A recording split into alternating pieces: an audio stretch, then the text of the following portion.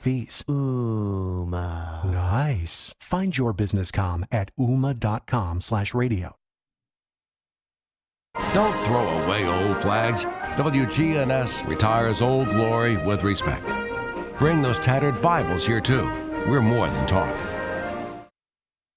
The Good Neighbor Network, FM 101.9 and AM 1450 Murfreesboro, FM 100.5 Smyrna, and online at WGNSradio.com. This is the Roundtable. A look at the news, views, politics, and people that are shaping Rutherford County. Welcome into the Roundtable. I'm Andy Herzer, founder and executive director of First Shot. I welcome in a longtime friend. And, man, if I read everything you did, Greg Pogue, you wouldn't get to talk. 3+ decades of communications in print, radio, TV, advertising, public relations. You're voice of the TSU football and men's basketball teams. You're now a partner and VP of communications, of community relations with the arena football team, the Nashville Cats. But I think the most important thing that I've always known about you, you're a father to Grace and Clay, and now a grandfather to a newly born child. And every time I see you, that's who you want to talk about. You don't want to talk about all the other stuff, but we're going to force you today. Yeah. Well, Andy, thanks, Brian. Thank you for having me. You know, and our friendship goes back, what, 2 or 3 decades ourselves, and what you've done with First Shot and continue to do with First Shot. I remember when you started it, and the giving back component is what led you, and of course Jeff Fisher, very much obviously in the lead for the Nashville Cats and returning Arena Football League, is about what he is saying. This community was so good to him, so good to us, so good to all of us, really, and it's changing. We know that, but the give back was the most important thing. He's got 5 grandkids here too. He's got another one on the way, and this is home to him now. And so I think a lot of what we're doing with the Cats is, to use a cliche, it is giving back, and I think that's what we're all trying to do. Yeah. So, Greg, tell us how it came about, how you became the partner side of it, what led, and who's all a part of it. Give us kind of a synopsis of how this happened. Well, the founding owners, Tamardad Allen and Nancy Eckert, are 2 music industry business, attorneys, successful. Were asked if they wanted to have the Nashville franchise. There were several people, ideally we'd like to say, yes, we'll do it, but we'll start it in 2025, right? Because we've been drinking water out of a fire hose so far. They brought in Jeff Fisher. Jeff and I have known each other since 1996. I was the beat writer for the Nashville Banner. When the Houston Oilers, their last year there, I was in Houston when they moved. So we've been around each other, worked on several projects. Well, through the TSU connection, Eddie George, the head coach, Brandon, Jeff's son, is the defensive coordinator, and so we got to spend more time around each other. We were working on a couple other different projects together when this came, and Jeff brought me in, and now Chuck McDowell, you see Chuck, the timeshare guy, is on all the billboards, Wesley Financial, and we just, I think, got a really good group. We've had 4 games. The first one, successful. We had 6,000 people plus in the building at Municipal Auditorium. We go on the road at Albany, lose there. Then we had a Mother's Day Sunday afternoon game, not a good turnout. And then Saturday, we had 4,700 in a 5,400 seat, the new F&M Bank Center in Clarksville, which is amazing. The Predators basically built it, and so we're off and running. We're 2-2. Our wins are measured more in the turnstiles than on the field, quite frankly, now. But I think this is something, it's a niche right now. I think this community wants. You remember the very first version of it. It was a party. It was a party. Yeah. Yeah. I mean, it was a way of it was kind of truly, to me, entertainment with a scoreboard and competitiveness. We're going to throw a party and hope a football game breaks out. Yes. Right. Yeah. And so this town this area, Middle Tennessee, can embrace another. Oh, we have two targets, and that's the cool thing about it. In what you just mentioned, we already have an established fan base that had a good experience up until that the NFL got involved and everything, and it moved, and it just sort of whatever happened to it. So we have that. We have kids, we have people who are 35 who went when they were 15, bringing their kids to it, and now the new millennials and everybody that's coming to town right now, they can't find enough ways to spend money, quite frankly, and so we're going to help them. So I mean, again, different mindset than the NFL. Oh yeah. So what are some of the major differences for people? Like, to me, I could go down and it was just fun. Yeah. Well, the price point, we have tickets as low as $20. We have no ticket more than $100, and that's, right on. If if the ball goes up in the stands, you get to keep the ball. We just ask you throw the players back. It's a point of where a lot of people can't afford to go to the Predators. A lot of people can't afford to go to these. It's $40 to go to a movie.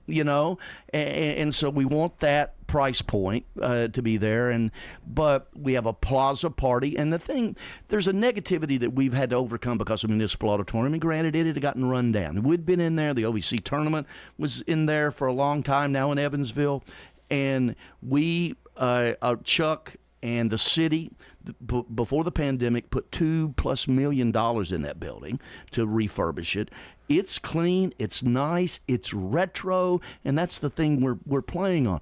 But I was talking about reference my daughter Grace. She's 30 years old. She went to a concert there, I don't know, back in maybe November, December, when we were starting this process.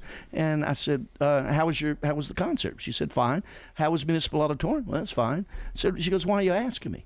She has nothing. They have no clue. They have no. Yeah, there's no negativity there. So, yeah. What was it when we went there with the OVC? I don't remember. It was 99, 2000. Yeah.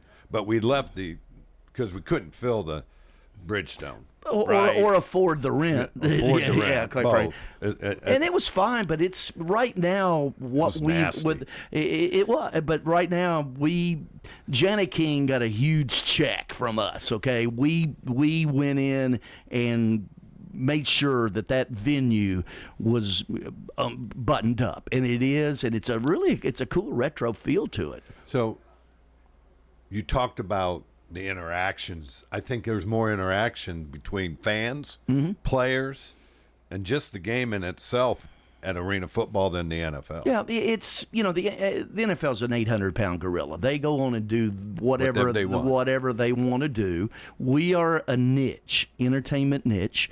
There's been some volatility with the league, and of course Jeff, if you saw the news last week, was named the interim associate commissioner. By the way, I asked him, I said, can you name me the interim associate commissioner of something?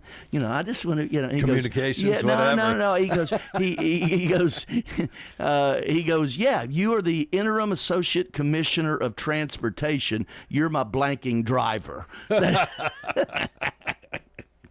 So, Greg, next for the Cats to make this sustainable, what do you all have to do? Well, I think we're building a nice core of people that we've got 3 home games. We had 5 home games at Municipal Auditorium, 1 a neutral, quote neutral, at F&M Bank Arena, and we had a great partnership with Dollar General Store, the Cal Turner Foundation. I'm not going to put the number out there, but they essentially paid for 1,500 military-related people to be there. That's awesome. Yeah, and Chip Hoback, who's done PA for around here forever, he said, everyone in military related, please stand up. Half the place stood up, and so that was cool with that. It's just, we got 3 more opportunities for you to talk about us the next 7-8 months. We have to make sure that that's positive conversation, and that's what we need to do. These last 3 home games, knock them out of the park, and then we're go win the Arena Football League championship. We can have an Arena Football League championship game downtown. So you say next 7 months. You have 3 home games left. How many road games? There's 4. We've had 4 road games. 10 game schedule. Okay. 5 home at Municipal, 1 neutral, 4 road. And this coming Saturday in Orlando. So who's all in it? So people can kind of get who's in the league. Right. We've got Wichita, Oregon, West Texas, which is Odessa, Salina, Kansas, Orlando. I mean, off the top of my head, boom, boom, boom, Academia, the 9 yesterday. But so it's kind of really spread out a little bit, but some unique towns that you just named. Well, Wichita, and the thing about it is, where we are in the landscape of Nashville entertainment, okay, but in those cities, Billings, Montana, they sell their building out every game because they're the game in town. So, and then you said Salina. Yeah. If anybody's been like me, as a assistant basketball recruiter. coach. Yeah. I flew into Kansas, went to 10 dang JUCOs in Kansas, and you can drive from Kansas City to Salina and not see a cow or anything.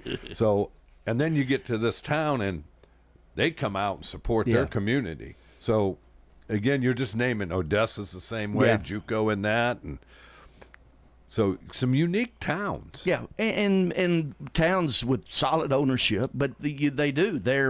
That's their only pro sports. They may have some minor league hockey, but that's it.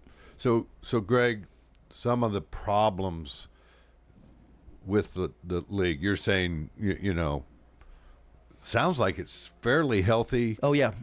In attendance. It is. And across it, what happened, the Arena Football League, in what has happened in the last week, the commissioner, Lee Hutton, is no longer the commissioner.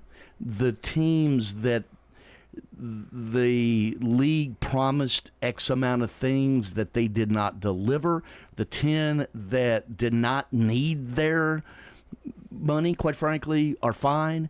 Because we didn't, if it was like, if we get what you're promising, then that's gravy. Well, 4 of the franchises that the league installed themselves, those were the only 4 that failed. The league owned, or league, if you will, not owned, but the people that they put in place at the thought of, hey, we're going to take care of these things, and that never happened. So that's what happened. And so now we're buttoning it up. We've got teams that are wanting to come join our league.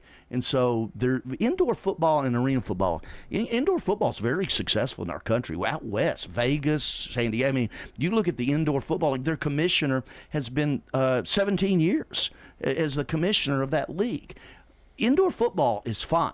Arena football, that name is tarnished now, and that's why Jeff's out front, untarnishing it, if you will. So the 4 teams that didn't make it, we'll have 4 teams that then replace them? Yeah, well, what we're doing is we're scheduling, doing some rescheduling. We're going to do more home type stuff. And what we found out, the fans, it could be the Wichita Regulators or it could be West Texas, whatever. It's like going to a Sounds game. Do you leave there mad because your team lost? No, you go there for the event, right? And that. So we're buttoning up the scheduling right now, and just making sure everybody's got the games that they've committed to their building, and conversely, you're going to be able to go on the road, and handle the commitments of our partners. All right. So next 4 or 5 games, you win, you're in the. Tell us about the playoffs. Well, there's a playoff. There'll be a playoff, and in the 4-team playoff, there's going to be a semifinal, and then the championship game. We're in negotiations of getting that on a national network as we speak. But yeah, we will. Our plan is, and I'm not letting it, that we want to host the Arena Football League championship game, whether we're in it or not. So, and again, Greg, going back to it, what are some of the differences between just football. No punting. No punting. You don't punt. You go for it. Where is that high school team in Little Rock that never punted? Well, that's on 100. Well, it's obviously it's 50 yards. The clock runs continually. You have, like Canadian Football League, you have a player in motion at the snap going downhill. The boundaries, you can bounce off the boundaries. You can catch a ball off the dasher boards. When you're contacted into them, that's when the play stops. Okay, and 8-man football. We have subs both ways. There's two kinds. There's substitution style and there's Iron Man. We want the substitution style because we want more players to play. And a lot of teams in the smaller markets sort of push back against that because they didn't feel that they could keep up with the talent level that a Nashville can bring in, right? I mean, all things equal, where would you rather live? Yeah. You didn't see a cow for an hour or two out there. So in that, and we have 20. We brought in 35 to training camp, 2-week training camp at Lipscomb Academy. Been great partners over there. Now that they've got whoever they're trying to turn it into IMG over there, and then we have 25 players active. Game day, 21 active. So you talked about 2 substitution places. Mm-hmm. I mean, I watch, I'm into watching the playoffs for hockey and how they change. So describe the 2 different. Well, obviously in hockey's the only sport that you can substitute while the action is live. We can substitute between plays. You can only substitute X amount of times with each player.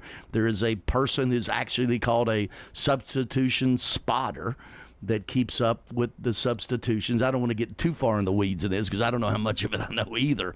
But, and so we got to have somebody on your staff manage that. We do. We have a game, the scores table with our friend Janet Lame and her company. You know Janet. Yeah. The scores table, her and her partner Kent have that. They do for universities all over the place. So that's turnkey. Trust me. You don't want me spotting substitutes, okay? I mean, we'll have about 18 on each side out there. So the game is unique and where does it go for you guys from here? What makes this a home run? Down the road, the gaming component of it. Gambling is legal in 40 states now, including the one we're in. So I can get on my phone right now and bet on the hockey game tonight or whatever. So the gaming component of it, we have to be able to get to that. We have to have roster stability and be able to do like the NFL. They put out they put out an injury report. They put this, so roster stability will be the first step. You just can't, have somebody bet on your team Wednesday and then you go out and get 4 players on Friday, right? And then they fly back out. Is that a norm? No, the gaming component is on that. It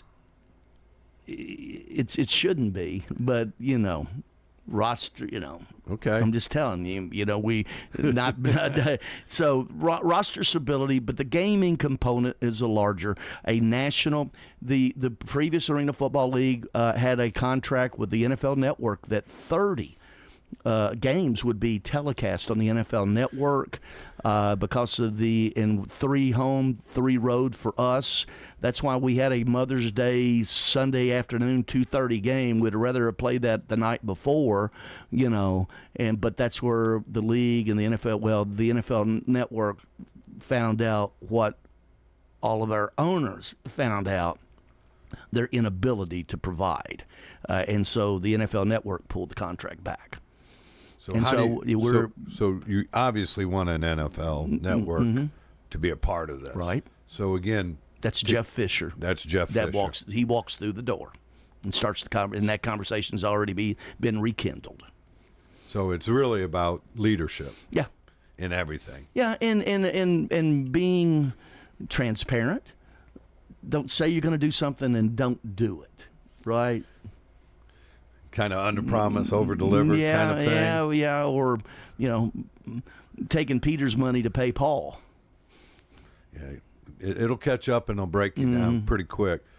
So the stability of the league is really, it's not unstable. No, it's. I feel better about it right now than I have. Going into it, there were always these things of, there's no way they can do that. And we always had the skepticism going in, but we're also reliant on the top to the bottom of 14 teams. And again, the 4 that are not there were all league-placed teams. The 10 that remain are all self-sufficient.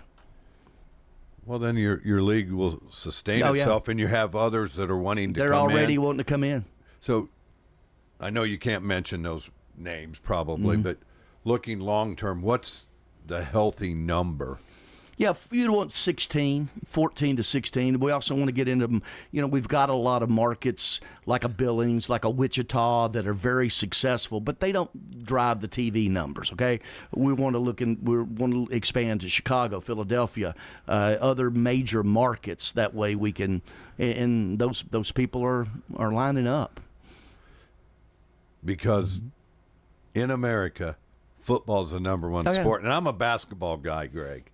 So it's not that doesn't roll off. That doesn't roll off my tongue very easily. And my dad was a high school and college basketball coach. Yeah, so but it's a niche sport. We got a 3-month window, mid-April through June, early July, where the only football is going on is an 11-man, and maybe this United Football League with the merger will work. It looks like when you have The Rock and you got Fox and you got all of those behind it, but 11-man football in the spring has not worked in our country. Okay, but the networks need product. They're the ones that are boosting that league because they need product in the spring, and so you look at the stands, Greg. They're empty. Well, I know. They're playing in 50,000-seat things. Well, guess what? 5,000 in our building, we're full. 5,000 in that building, you take and roll by one. Everybody count off. Yeah, and again, it's about atmosphere for a sport. It doesn't matter, arena, NFL. I mean, if in NFL cities, when they don't have good teams and it's dead in a building, it's dead. No, we've been through that a few times here with the Titans. Yeah, so it's about generating an atmosphere. Yeah, it's about a party. We're just going to throw a party and maybe we'll play some football. I don't know. Maybe. You hope? We'll get around. Oh yeah, our coach. He'll play. We're Dean Kakinos, our coach, won Arena Football League championship in Atlanta. He's worked in Europe, and you want to know where the larger picture is beyond just the gaming component. Is in 2028, flag football is going to be an Olympic sport. In 2032, we want arena football to be an Olympic sport. We're not just worried about here. We want the international component. We had the guy that in Germany, in those big cities, they have a football league. The owner of the Munich team came over to our training camp, spent a week with us. He wants to have the German arena football league, and we want to do Europe. We want to maybe we become the Live Tour. And go talk to those guys. I don't know, but there's a lot of people around internationally that want arena football or indoor football, and our brand is Arena. So our last American sport, basically, that's really truly mostly American, will now become international with flag football. We've seen it in Europe already, right? With the world, they love football over there. In Europe and all over. And the fact that the NFL is that 100-pound gorilla, well, look, where are they playing games? They're playing, several in Germany this year, several in London, Mexico City. I do believe they're playing one in Australia. These are regular season games. So the international branding of football But arena football, you don't need a 60, 70, 80,000, and you don't need, a 53-man roster. And it's like everybody wants to have a party. Greg, let's talk about your hat as community relations. What are you doing? What are you trying to build out there in the Nashville market? Just they had to come up with a title for me, and I said, I don't want to be a president. And so what do? Community relations, certainly it's working with our preferred charities, but it's also just the business of the day. And, this fits my skill sets so well, just being out, knowing the landscape, knowing the people, knowing how we need to do things the correct way, and just out, spreading the word. I'm like, when Barney ran for sheriff and Andy Griffith, he had those speakers on top of his car, and that's me. I'm the guy banging the drum. And so you said preferred charities. Talk about what you're doing. Special Olympics, certainly Possibility Place, where I just dropped my son off here in Murfreesboro. We are Wounded Warriors. We have all, and we have those, but it's we say preferred. I mean, there's everything's preferred, obviously, but we have those that we're working directly with, and the rehab center out at, and I can't think of the name of it right now, that works with so many people in the rehab area. So, well, Greg, I've just been thrown a penalty flag. I've gone over our first time in our break, so we're going to take a quick break and be right back. This is what that means, right? Andy, this is. I don't pay attention. This isn't crying tears. This is a break.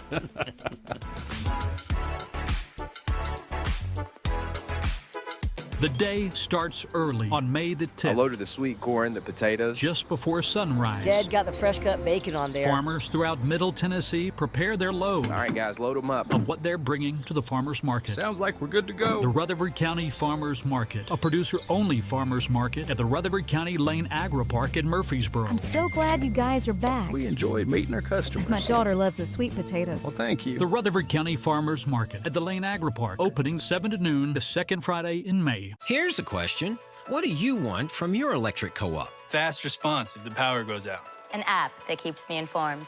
Tips to lower my monthly bill. Communication on things that matter to me. Done, done, done, done. I want to know everything. Everything? Well, young lady, let me show you the MyMTE app. Energy Service Life. That's Middle Tennessee Electric. We're here to get done what matters most to you. Learn more at mte.com. Hey, we get it. Life's busy, and the last thing you need to worry about is where your trash goes and how much it's going to cost you. With Middle Point Landfill, Rutherford County residents receive free disposal. Mike Klassen with Middle Point Landfill. We pride ourselves in making your waste one less worry. Take it to the curb, and we'll take it from there. Middle Point Landfill is an environmentally safe, economical, and reliable solution for solid waste for Rutherford County. Learn more about us at middlepointlandfill.com. This is Lisa Halliburton with Bell Jewelers. Tell us about the Pandora collection at Bell Jewelers. Pandora is still very popular for us. We have a Pandora boutique. As you enter the store, you'll see a nice selection. We have some we call Last Chance that are now 30% off, so you can get some really nice savings. This is Lisa Halliburton at Bell Jewelers, 821 Northwest Broad Street, across from Toots Restaurant. What do you like most about Adams Place? My apartment. I love my apartment. It's roomy, and I've got lots of books, and I've got room for everything, and my little dog likes it, so we're happy in my apartment. We're talking with Betty Kirksey. The people are nice. Everybody that works here I have found they're really nice. I'm Terry Deal. Call me for more information about Adams Place, located at 1927 Memorial Boulevard, across from Walmart. This is Good Neighbor Events with Bart Walker. Brought to you by AmeriCare Pest Control and the law offices of John Day. The City of Murfreesboro is partnering with American Job Center to bring you an incredible career fair with lots of opportunities. Join us 9 to 1 June 14th and take the plunge into something different. The June 14th Career Fair on the Civic Plaza in front of Murfreesboro City Hall, Vine and South Church Street. WGNS welcomes all of you here for Spring Fling. We hope you enjoy your stay and that you come back again and visit soon. Don't forget the Farmers Market every Tuesday and Friday mornings, 7 until noon over at the Lane Agri Park. Farm fresh produce from our local area farmers. That's Tuesday and Friday mornings through October at the Lane Agri Park. And there are other farmers markets. Saturday mornings from 8 until noon over at the Smyrna Depot. And here in Murfreesboro, Main Street's Saturday market is around the historic Rutherford County Courthouse, 8 until noon Saturdays. This is the Memorial Day weekend. Saturday through Monday, Memorial Day, is the Healing Field Flags of Remembrance. It's presented by the Rutherford County Exchange Club. And once again, it's at First United Methodist Church, 265 West Thompson Lane. It starts at 8 o'clock Saturday morning and continues around the clock 24/7 until Memorial Day, Monday evening at 6. And those are WGNS Good Neighbor events. Rutherford weather. We'll see mostly sunny skies here for this afternoon, high in the upper 80s. For tonight, mostly clear, low near 63. Tuesday, sunny, high 88 degrees. I'm meteorologist Jennifer Wojcicki on News Radio WGNS. Currently, it's 70. WGNS is powered by Middle Tennessee Electric. MTE's Drive EV program has resources for members who would like to learn more about all aspects of EVs. MTE is developing programs and educational materials to answer member questions. Learn more at driveev.com. This is Kim Dunaway from Sunshine Nutrition Center. You hear me on Monday mornings at 7:20 talking about how to lead a healthier lifestyle. We carry supplements, personal care, and grocery items at both our Murfreesboro and Smyrna locations, family owned and operated since 1989. This is the Roundtable from News Radio WGNS on FM 101.9 and AM 1450 Murfreesboro, FM 100.5 Smyrna, and worldwide at WGNSradio.com. Welcome back to the Roundtable. Longtime friend, Greg Pogue. And I want to say this. For a guy that's gone through what you've gone through health-wise, you look amazing. Well, thank you. Yeah, it's been. I'm not flirting with you. Well, that's okay. Thank you, Andy. Yeah, it's been, and I'm lucky. I'm lucky that we got out ahead of it. So, thank you. Well, Greg, this is the only way it could happen is you. We have a special guest on the phone joining us. I don't even know how to say it. I'm so almost awestruck that he's on the line with us. One of my favorite coaches, and I'm a basketball guy, but I love the integrity, the class in which Coach Jeff Fisher has coached. And Coach Fisher, welcome to the air. Well, thank you so much for the opportunity, and I'm happy to give you a break away from Mr. Pogue. Well, I've known him almost 30 years, and it's just been a great friendship. He's helped me start something here in Murfreesboro I never thought would last 21 years, but been a great friend. Coach. Well, it's in its first shot, and that's exactly what he left college coaching to start a foundation where he gives inner city youth, or not just anybody, quite frankly, with the First Shot program, and I saw it from its infancy to what the number of people he's reached throughout the last 21 years is why I'm sitting here right now, quite frankly. Well, I appreciate it. You know what? That's what this thing is all about. It's reaching out and taking advantage of a little bit of information and potentially maybe a small audience or a big audience, and in turn doing what you do best, or you're passionate about, knowing that people are going to benefit from it, especially people that are less fortunate than we are. So, I mean, congratulations on everything. And again, I was joking around. Greg and I joke around all the time. Greg was a big part of, this last effort that we got into about 6 months ago. And so everybody's contributing, and, it's just an honor to be able to talk to you guys and share a little bit of information for the listeners. So, Coach Fisher, again, you just kind of said it's a give back for you and Greg and your group that you put together in ownership. Talk about what that give back looks like for you. Well, I'll see if I can create a visual for you. Last Saturday afternoon, about 2:30, we stepped outside F&M Bank Arena because as you look through the windows, we were walking around, we noticed that there was this line of people wrapped around the corner and back as far as we could see, coming in to participate and to watch the game.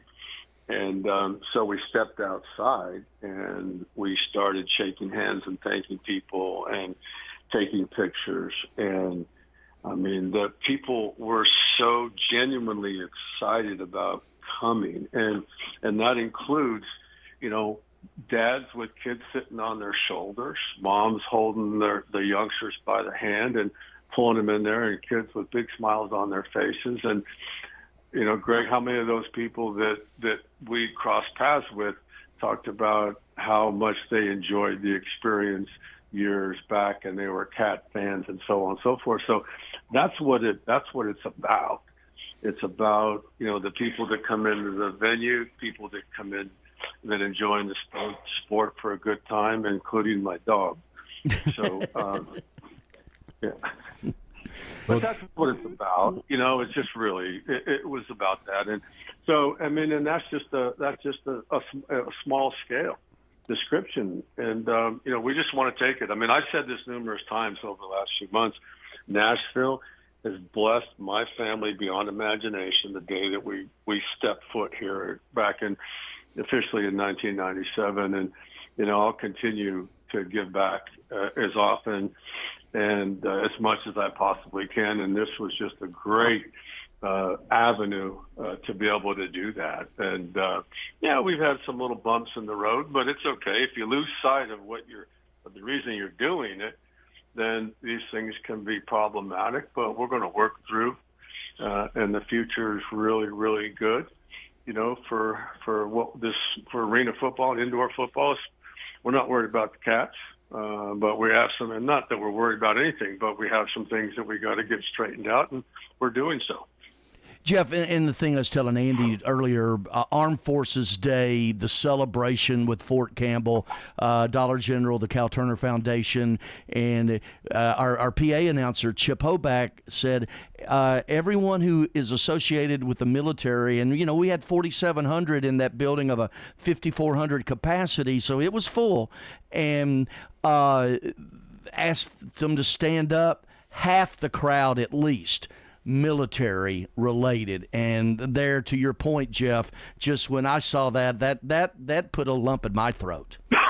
Well, yeah, it did. And that's kind of that's the reason when we had the opportunity to go to F&M Bank and understand the proximity to the base, we knew that this was a no-brainer. This is what we got to do. And we've been doing those kind of things over time. And, this thing brought back memories. You remember back when we took our team up there, we took Titans up there at training camp, at all kinds of, activities with the base. And, we've been connected with that. And, the one thing, it's interesting. The one thing about football is that football and our servicemen and women, they share, at least the football side thinks something in common. I've always disagreed. I mean, we're defending goal lines and lines to gain and first downs and things like that. They're defending our country and putting their life on the line. But there are some things in common. There's a mutual respect, and the respect factor's been shared, over decades, and between the two sports. And we certainly we're going to do everything we could early on in this venture, to be able to establish that relationship once again. Coach Fisher, kind of paint a picture for our audience down here, how you're going to grow arena football. And Greg kind of touched on it a little bit worldwide. How does that happen? And what needs to happen for that to take place? Well, I think first off, you have to go back historically. I mean, this game's been going on for decades. There's been numerous leagues. There are currently leagues right now that are having success. And so the game itself is once someone's exposed to it, it catches on. You have this 2.5 hours of just fast, exciting football indoor. Rules are different, and it's football and it's entertainment. And in a lot of these cities across the country, it might be the only game in town. And it's it's a community thing. It's a community effort. It's sponsorships. It's all those things. And so, with that being said, and you got interest, you got ground level interest in these small cities across the country. You step into the bigger markets, the same level of interest is there. And so, there was just a time and a place where they just kind of settled down. The AFL, the Arena Football League, in the past just took a little break and kind of tried to regroup. Well, it was pulled together, and there were some mistakes made along the way that we're trying to get corrected, and we will. But the future's there, the potential's there. Entertainment, the advertising, the interest, the sponsorships, the gaming, all those things associated with the new indoor football league. It's not potential; it's reality. We just have to, circle the wagons and wrap our arms around it better than it was done 6 months ago. So you want me to interview Jeff? Is that what you want me to do? I'm a little awestruck. Yeah, all right. All right, Jeff. Arena Football League. I'm going to put my journalism cap on here. Arena Football League, you are now the interim. Where are we today with what we're trying to basically settle down a little bit and get our arms around it? Paint the picture. The league started with 16 teams. Everybody thought that we were just going to roll right through the season. 2 weeks later, we went to 3 games. We went from 8 games to 3. We back up to 5. We've rescheduled. We got 10 real solid clubs and remaining, and we're going to get through the season. We're going to see it to the end. We're going to have a championship game. There are some challenges with respect to scheduling, and I think anyone can appreciate this. Is you start off before the season starts, and you make your arrangements and you do your leases and things like that with the venues, and then and you lock in days, and then all of a sudden things change. You may have to go on the road. You may have to change from a Saturday to Sunday game. So the scheduling dynamics, I think, are the biggest challenge that we're facing right now as a group. But we're communicating through it.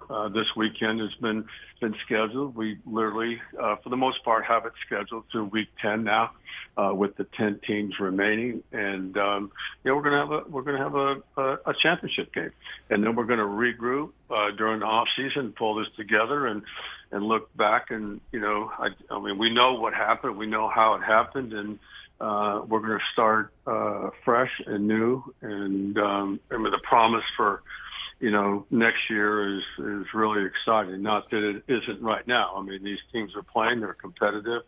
The players are engaging, and we have we quickly put together a business model that we think is going to be sustainable for years to come. Jeff, the thing that surprised me the most, I don't even think I've even shared this with you, is the level of athleticism and talent of these young men. That I was taking, first time out there and going to training camp and seeing that and watching it in these other teams, seeing their level of athleticism and just how good they are.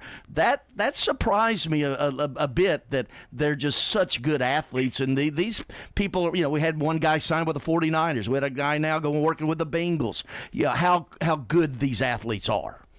Well, they are. And what's happened over time as a result of technology is the high school athlete is much better trained now and prepared to compete at the college level because of technology, because he can sit there and he can study his favorite NFL offensive tackle or pass rusher or whatever. So from a technique standpoint, generally speaking, the talent pool is much better prepared to go from high school to college. So now you've got a talent pool that's coming out of college with, by and large, a better group of athletes.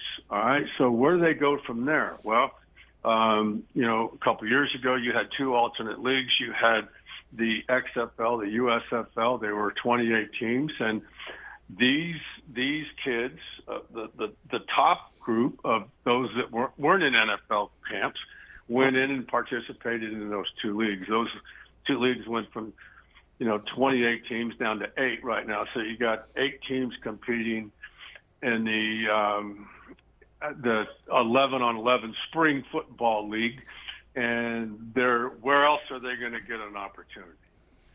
And that's what we're providing them for. So the talent level in the arena world, the indoor world, is overall, just what Greg's referring to, there's a lot more talent there right now. And the league, the NFL is looking at it. So we're not going to stand up here right now and say, hey, we're the feeder system, but we're going to be, and the league's watching. I don't know if Greg noticed this, but I was kind of maneuvering around F&M Bank, as the game was getting started, and there were a couple of guys walking around with all the noise going on, earpieces on, talking into their little recorder. They were scouts, and guys are scouting these games, and that's encouraging. That's what we anticipated, and that's obviously where we're going to go. We're going to not only from a player standpoint, but also from a officiating standpoint. The number of referees, now that's the white hat in the NFL, that have experience in indoor football is well over 60%. And our officiating crews consist of officials from major conferences that come in the spring to get experience, to learn a new set of rules, and officiate a game which is much quicker and faster than the 11-on-11 game that we're all associated with. And it's a great opportunity for them to fine-tune their skills, their vision, their eye placement, and all the things that's required to be, an NFL referee, which is what most officials now are aspiring to do, no different than the players. So, it's an opportunity to gain valuable experience. Not everybody's going to make that final step, but a lot of people in the past and a lot of people in the future are going to look back and feel good about where they are, and probably give indoor football a lot of credit for that. Coach Fisher, we're going to take a quick last break. Hope you'll stay through the break with us, and we'll be right back to the Roundtable.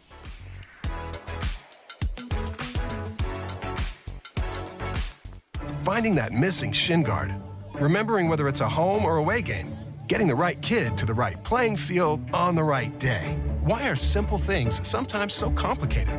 Thankfully, with auto owners, insurance doesn't have to be one of them. We work with independent agents who keep insurance simple so you can worry about more important things, like not being that fan. Oh, come on, ref! That's simple human sense. Rayburn Insurance in Smyrna. Come see me, Rick Hall, at Rayburn Insurance in downtown Smyrna today. Hi, this is Chip Walters with Exit Realty Bob Lamb & Associates. You might know me as the voice of the Blue Raiders, but I want to be your trusted advisor in real estate. Whether you're buying or selling, it's time to choose Chip. Do you have a growing family and need to upsize? Are you an empty nester now and need to downsize? Are you thinking of selling your current home but just worried you can't find something else? Well, it's time to choose Chip. I'm looking to be your trusted advisor in real estate. I'm Chip Walters with Exit Realty Bob Lamb & Associates. Bud's Tire has been helping Rutherford County with tires, oil changes, brakes, and more since 1987. This is Kay Mitchell, and even though we opened Bud's Tire in 1987, Bud started changing tires with his father next to the old hardware store in the 1950s. Just as it was true in the 50s, it is still true today. At Bud's Tire, you will always get friendly customer service. Visit Bud's Tire on the Old Woodbury Highway or call us at 896-TIRE. That's 896-8473. We're visiting with Jennifer Sanchez, manager of Steered Straight 2 Furniture and Thrift at 1007 Dr. Martin Luther King Jr. Boulevard. You're not just walking into just a big warehouse. You're walking into rooms. We've got a media room, we've got a boutique room, we've got a vintage room, a furniture area, kitchen, all that. Steered Straight 2 Furniture and Thrift. Every day you go in there, I promise you it's changing. Steered Straight 2 Furniture and Thrift, 1007 Dr. Martin Luther King Jr. Boulevard. Online at steeredstraightthriftstore.org. This is the Roundtable from News Radio WGNS on FM 101.9 and AM 1450 Murfreesboro, FM 100.5 Smyrna, and worldwide at WGNSradio.com. Welcome back into the Roundtable. I'm Andy Herzer here alongside my good friend Greg Pogue and Coach Fisher. Coach Fisher, I really appreciate you holding. What is the optimal number of teams that Arena Football needs to have next year to be successful? Well, that's a great question, Andy. I think, when you're talking about just our league, the AFL, the current AFL that we're participating in right now, I really believe that number is going to be somewhere between 12 and 16. There's currently other leagues that are operating. The indoor, the IFL has upwards of that number. They're competing. They've been going on they've survived it. They're kind of, not that they're a model, but you look at them and go, wow, these guys are doing a great job. The weekend before last, they had 8 games. 6 of their games came down to the final play of the game. And so we think that number, as we jump back into it again next year, just like I said, is somewhere in between that number of 12 and 16. Greg talked a little bit about Andy. There's markets. There's teams out there right now that just opted not to get in this year because it was too much too soon and not enough time. And so they're sitting there watching. They've all reached out. They're all really, really interested. And so, the calls that we've been fielding over the last week are, pretty impressive from the standpoint of people, venture capital groups and the like, wanting to get in and support this, because I think they're confident that, now we're going to, at this point moving forward, we're going to do things correctly in the way it should be done. Coach, Greg again mentioned something earlier about your roster and maintaining it and having, I guess, making it more transparent and legitimate so you can get into the gaming aspect of it. Talk about how you do that as a commissioner. Well, I mean, it's, we just have to sit down, surround ourselves with the right people, and put together the best possible deal for everybody with respect to gaming. It's out there. It's available. It was promised 6 or 8 months ago, but those promises were empty. So we're currently going down that path. We're down that path, and we'll have those type of things sorted out before we kick the season off next year. Coach, now going abroad, how do you take this to Europe? Well, I mean, that's that's something. First off, I think we gotta take care of business here, and which we're going to do, which we're in the process of. The indoor football has not from a league standpoint, but from a game standpoint, probably had games in 20, 30 different countries over the years. So there's certainly a great deal of interest. You're talking about big picture now. I think down the line there may be some kind of super league. Who knows? But those are all part of the discussions right now. I mean, first things first. Again, if someone out from the outside is looking in, they saw a season that promised a bunch of things. A league, 16 teams, and they're looking at it right now going, well, what happened? Well, we've got the answers, and we've got we know what happened. We have the solutions. They're already in play. We're putting this thing back together. And so in time, we'll be able to have more specifics regarding the potential of expanding beyond just the continental U.S. And so, but again, first things first, I mean, we got 5 games this week. We got to make sure that are competitive, that are run properly. And, the one thing I will point out is that the teams that are remaining are solid. They're experienced. They've got great ownership. Everybody's communicating well.